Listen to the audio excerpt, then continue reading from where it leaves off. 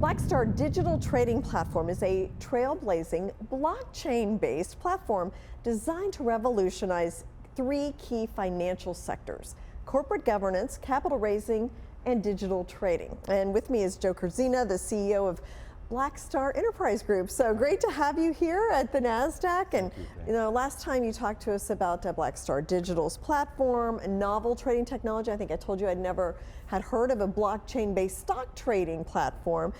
So just tell me a little bit about, you've got a new patent now. Tell me about that, and just in general, what the company's doing. We just recently received our new patent, as we spoke before. But we are developing a family of patents around our technology, which is really important. You know, we're the little guy out there, and we need to protect ourselves. But you know, with our patent, we've been given a 20-year look at the market. And I was quite surprised that our patent came through at this time. I was really fighting an uphill battle, you know, with the SEC, with cryptocurrencies and everything going on digitally. Yeah. And the patent kind of put us on the map on our technology. So, you know, we have, you know, for 20 years, next 20 years, our patent is going to be in effect, and we can go after digital trading of securities that are assets on the internet through blockchain technology. And blockchain is the key. And we all know that Bitcoin was the first currency to trade on a blockchain.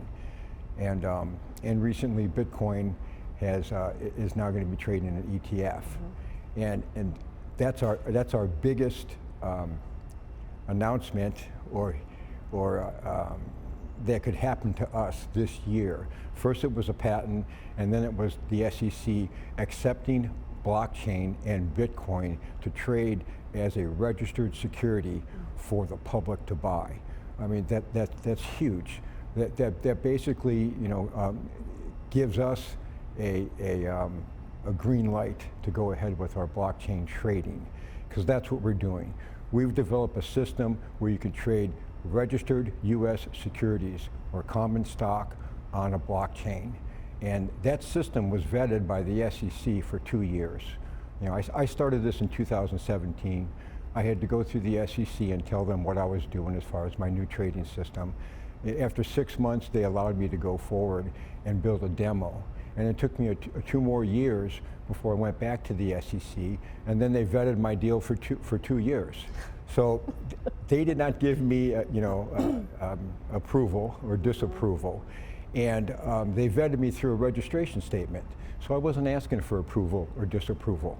I wanted to see if I dropped a system into the broker-dealer ecosystem, whether it would work and what, you know, was it legal. And after 90 to 100 comments, the SEC had no more questions. They didn't approve me, they didn't disapprove me. But my registration statement became effective in July. Okay. And in October, we got our patent. And now in December, Bitcoin has been accepted by the SEC to trade on a blockchain. The underlying asset here is Bitcoin trading on a blockchain, and it's a decentralized blockchain. And I was quite surprised that they affected that. Yeah. But it shows how tight the blockchain system is and how secure it is. It's really hard to break into a blockchain. Yeah. Yeah, I don't think the Bitcoin blockchain has ever been hacked. No, the wallets have. Okay, yeah. So let's back up for a second and just talk about the platform. Who would use it? Would these be like retail traders? Would these be institutional investors? Both? Yeah. And why should they be excited about BlackStar? Well, it's for the general public. Okay. It's for everybody. Whether you're a trader or you know, a broker, it's for everybody. And it's for everybody's own individual account, okay? Let's say for the commodity market. The commodity market has tremendous liquidity, and it's because anybody can go in there and open an account and trade commodities and buy and sell.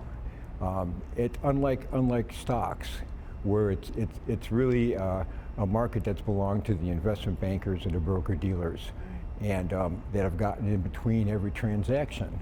And that's the problem with the SEC. Most of the SEC violations during the year, 5,000 to 6,000 of them, are against the industry, not against the public. If you're in there trading your own account, if you lose money, you're not going to sue yourself. If you're in there trading and a broker tells you what to do and you lose money, you may file a complaint with the SEC. And that's the problem. Yeah. And so the SEC really wants people to make their own decisions on their investments. And blockchain trading allows that. It's all individualized. And what I did was I dropped it into the broker-dealer back office operations, without breaking the rules or the regs. Now, do you think, so is the SEC giving you all the approvals that you need? No. What's next then? No, well, the SEC has not given me any approvals. Okay. Okay, they've vetted my deal, and they did not stop me from moving forward. Got it. Okay, so that's how they operate. Yes, it is how. Well, they do give if you want to start a brokerage firm, you got to get approval to do a broker. There's certain approvals that they give and disapprovals, but when it comes to trading securities and when it's come to blockchain here, it's a whole different story. Mm-hmm. So cryptocurrencies, we mentioned the Bitcoin ETF was approved just recently, but this is a much bigger market. The stock market, securities, is really what you're dealing with. So talk to me about that. How big of a market could this be? How do you see this evolving? Well, it's going to be huge. It really is. I believe that trading securities on a blockchain, it really is the future.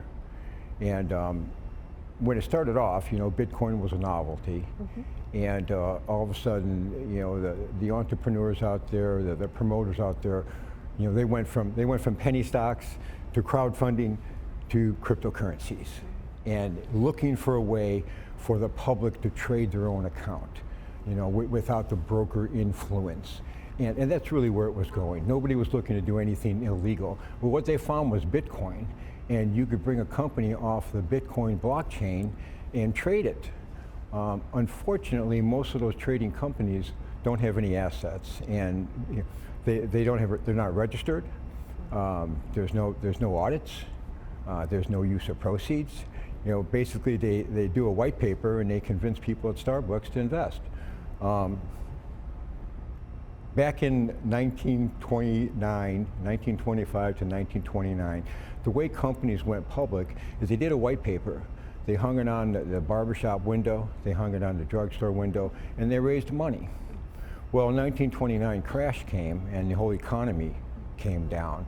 And usually when there's a major crash like that, like 2008, everything comes back, to a conservative play. All the whistles and bells and all the fancy deals that people were doing, they all go away, and everything comes back to conservative investing. Well, in 1929, when everything exploded, that's when the SEC started, and they came out with the 1933 Securities Act. Well, they said, you know what, we have to vet these companies before they go public. We have to protect the public. The SEC's job is to protect the public, not the brokerage firms, not the investment bankers. It's to protect the public. And that's what they did. They created the registration process, and they're not right all the time, but they follow certain guidelines, and risk factors are the biggest thing in a prospectus. They look at every possible risk that venture could be involved in, and it has to be disclosed. It doesn't have to be stopped, it has to be disclosed. You make your own decision whether you want to take that risk or not. But you need to have that document. You need to see what the risks are. You need to see an audit before you invest in a company that you're being promoted on. And what's happening in this country with the over-regulation of over-the-counter stocks, a lot of the promoters and investment bankers, all went to cryptocurrencies, and it was an easy, fast way to make $1. And it's just really it's an amazing trading system. The blockchain engine is amazing for trading securities. And I've said for the last 3 years, when the SEC finally accepts blockchain trading, Bitcoin trading on a blockchain, blockchain is going to go through every industry. Yeah. Every industry. It has to start with the SEC. It has to start with our government accepting that type of trading, and that happened a couple of weeks ago. Yeah. And so we're there right now, and that's been happening. It's been happening in the background for a while, and the SEC has taken a really hard look at it. It wasn't the first time they accepted it. Yeah. No, well, they really didn't want to, I don't think, but the court forced them to do it. So well, here we go. Yeah. You know what, the SEC doesn't say no or yes. They just want to make sure that the public is protected, and that really is their motive. That's their job. Yeah. Is BlackStar safe, secure? How can you ensure that? And will there be trading 24 hours a day? Well, we hope to do Globex trading. Okay. And close on Friday, open back on Sunday evening. Okay. And allow people, just like they can on their gambling apps, allow them to speculate whenever they want, whenever there's something going on. And with the system, with the blockchain system and the way it operates in the back office, it doesn't have to have people there, to run it. And that's kind of what's happening here. The brokerage industry is going to be more of a mechanical type industry that's just going to be executing trades and making sure your money is safe. Yeah. And the brokerage system is the safest system out there right now. And by me bringing blockchain into the brokerage system, it makes it more secure. So what's next then for BlackStar? We need to get recapitalized. We're looking for a strategic partner that's familiar with the industry, familiar with both industries maybe, and that'll help us move forward. Yeah. So right now, things are happening so fast that I think that we've been getting a lot of calls. Yeah. We've been getting a lot of calls. Well, good luck with that. It's certainly innovative and interesting and potentially very disruptive. So, Yeah. thanks so much, Joe. Thank you.